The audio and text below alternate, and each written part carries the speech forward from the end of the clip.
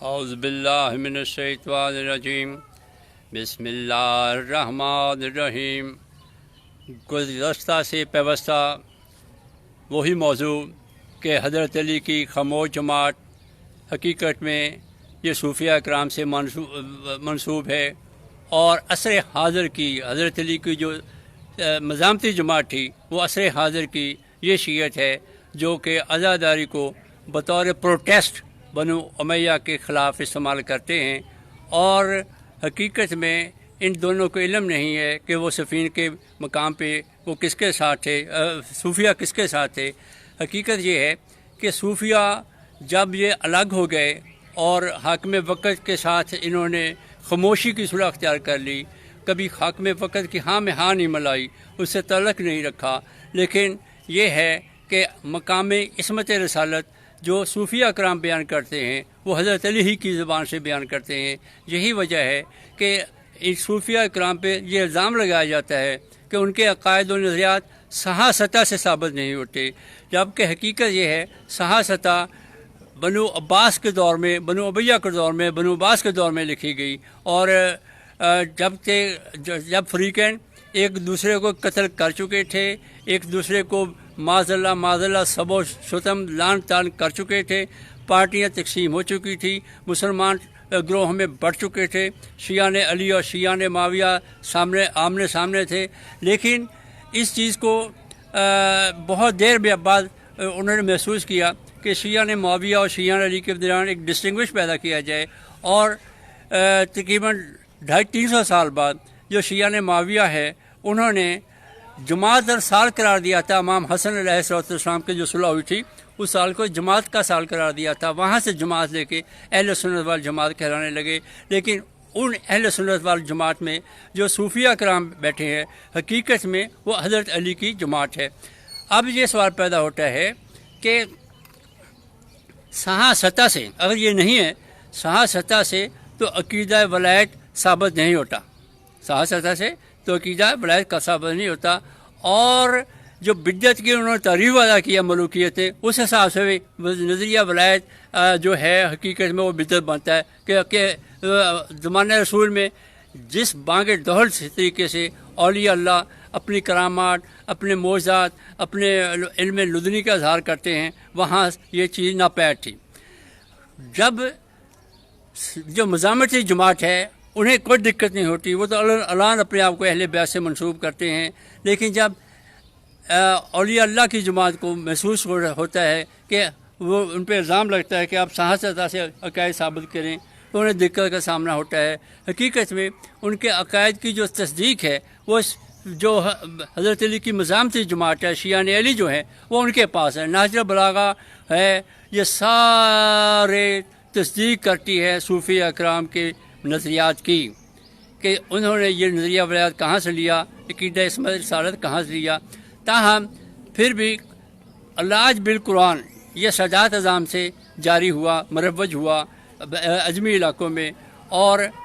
بہت سی دعائیں لوگ جب علی حسن حسین بچوں کے نام نہیں رکھ سکتے تو جو حضرت علی اور ائمہ اہل بیت نے دعائیں متعارف کرائی تھی وہ ان کے اصحاب کے، ان کے جو دوست تھے ان کے اصحاب تھے ان کے ناموں سے معروف ہو گئی، جس کی مثال دعائے سیفی ہے، دعائے کمیل ہے، یہ حضرت علی کا صحابی ہے کمیل بن زیاد۔ تو صوفیہ نے یہ کیا کہ ایک دعائے سیفی تیار کی۔ دعائے سیفی ایسی ہے کہ جو مستجاب ہو جائے تو بندے کی دعا مستجاب ہو جاتی ہے۔ وہ اس کا ایک نسخہ میرے ہاتھ لگا، ایک اللہ والے سے مجھے مل گیا ہے۔ تو جو دعائے سیفی ہے حقیقت میں دعائے کمیل اور دعائے حضرت عبدالغفاری اور اویس کرنی، حضرت اویس کرنی کی دعا ہے، دو صحیفہ علیہ میں اس کا مجموعہ ہے۔ صوفیہ نے کیا کہ یہ کہ دو دعائیں تھیں اس کو اکٹھا کر کے ایک دعائے سیفی بنا دی، اس طرح سے حاکم وقت کو پتہ نہ چلا۔ اینی ہو یہ ناد علی ہے، یہ صوفیہ کے مسلک سے حضرت علی کی خاموش جماعت سے حضرت علی کی مزامتی جماعت جو ہے شیعہ علی اس تک پہنچی۔ لی خمسۃ اطفی بیا حر الوبائل حاتمہ المصطفیٰ والمرتضیٰ وبناہما والفاطمہ، یہ بھی ان دونوں فریقین کے درمیان کامن ہے، یہ دونوں طرف پائی جاتی ہے۔ ناد علی بھی دونوں فریقوں میں کامن پائی جاتی ہے۔ حالانکہ امام احمد رضا بریلوی رحمۃ اللہ علیہ نے ناد علی پہ اور اس کے وظیفے پہ پورا باب باندھا ہے، لیکن سوال یہ پیدا ہوتا ہے جب ان سے سوال کیا جائے یہ آپ نے کہاں سے چیزیں لیں، صحافتہ تو اس میں تائید نہیں کرتی، تائید اس لیے نہیں کرتی کہ حقیقت میں صحافتہ اس دور میں لکھی گئی جب لوگ اہل بیت کا نام سننا بھی پسند نہیں کرتے تھے، لیکن پھر بھی امام مسلم، امام نسائی اور دیگر ائمہ اہل بیت، اہل سنت والجماعت کو یہ کریڈٹ جاتا ہے کہ وہ تمام تر سنگین حالات کے باوجود کچھ نہ کچھ سچ لکھتے رہے۔ جب لوگوں نے تمام ائمہ کی کتابوں کو جمع کیا تو لوگ حیران رہ گئے، علماء حیران رہ گئے کہ سب سے زیادہ حدیث حضرت علی کے بارے میں آئی ہیں۔ اینی ہو تو جناب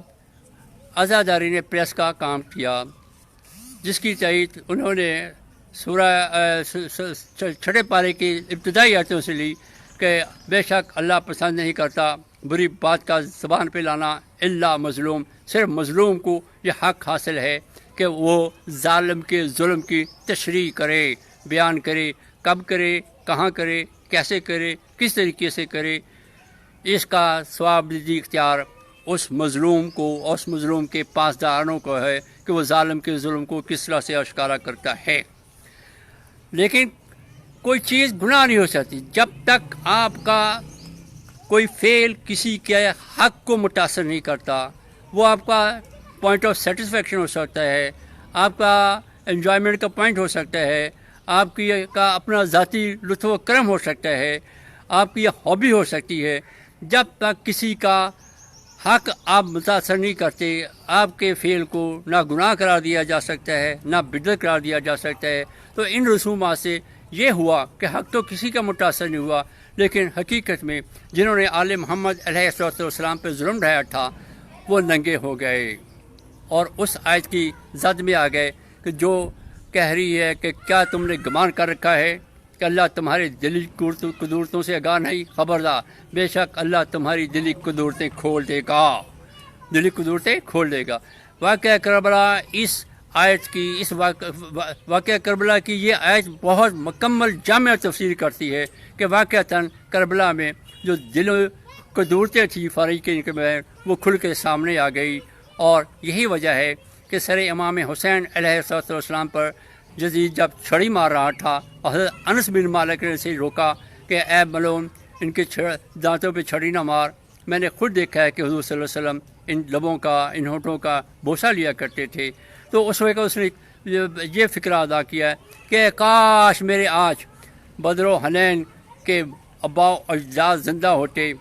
تو وہ دیکھتے کہ ہم نے بنو ہاشم کے سورماؤں کا کیا حال کیا ہے۔ تو یہ جنگ حقیقت میں جو حضرت علی اور حضرت حمزہ نے تلواریں چلائی تھیں بدر و حنین اور خیبر و خندق تک چلتی رہی تھی، سب سے زیادہ مشرکین حضرت علی ہی کی تلوار سے قتل ہوئے تھے۔ حقیقت میں وہ قبائلیت بھولے نہیں تھے، وہ ان کے جراثیم ان کے دلوں میں موجود تھے، جو انہوں نے انتقام لیا ہے خاندان رسالت سے۔ فوجداری قانون میں یہ بات ایک مصدقہ ہے کہ جب قاتل مقتول کو قتل کرے اور پیٹ در پہ وار کرے، اس کے مرنے کے بعد بھی اس کو لاش پہ وار کرتا رہے، اس کا مطلب وہ کیتھارسس کر رہا ہے، اسے اس پہ بڑا رنج ہے، ملال ہے، غصہ ہے۔ تو یہی وجہ ہے کہ آل محمد علیہ السلام کی کربلا میں لاشوں کو گھوڑوں کی ٹاپوں سے روندا گیا، سر تن سے جدا کیے گئے، اور نبی کی بیٹیوں کو، ان کی آل کو قیدی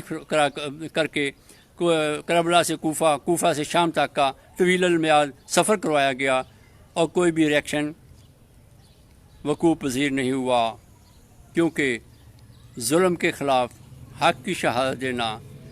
اچھی تقریر ہو سکتی ہے، اس پہ اچھی تحریر ہو سکتی ہے، لیکن ہر دور میں ظلم کے خلاف حق کی گواہی دینا بہت کٹھن مرحلہ ہے۔ حق کی گواہی دینے والوں کے لیے اللہ نے درجے مقرر کر رکھے ہیں، اور سب سے بڑی بات یہ ہے، اس مفہوم کی آج 2-3 مرتبہ رپیٹ ہوئی کہ میری بارگاہ میں کوئی بھی سفارش نہیں کر سکتا مگر جسے اللہ دے، اجازت دے، جسے اللہ اذن دے۔ اور ایک آیت یہ بھی آئی کہ مجھے اللہ کی بارگاہ میں کوئی سفارش نہیں کر سکتا مگر وہ جس نے حق کی شہادت دی. جنہوں نے حق کی شہادت دی انہیں حق حاصل ہے کہ وہ اللہ کی بارگاہ میں سفارش کر سکیں. اور پھر دوسری جگہ کہا کہ بے شک مردے نہیں سنتے، یہ تک بھی معلوم نہیں یہ کب اٹھائے گئے. یہ لوگ جو بنو امیہ اور ملوکیت والے ہیں شہداء کے خلاف اور صاحبان ولایت کے خلاف اس آیت کا بڑا استعمال کرتے ہیں، جبکہ سلسلہ ولایت سے منسلک آیت یہ نہیں بلکہ ایک آیت یہ بھی ہے، کیونکہ ولایت حقیقت میں اللہ کی راہ میں اپنے نفس کو ذبح کرنے کا نام ہے، قربان کرنے کا نام ہے، ونہر کا نام ہے. وہ آیت یہ ہے کہ جو اللہ کی راہ میں مارے جائیں انہیں شہید مت کہو، انہیں مردہ مت کہو، وہ زندہ ہیں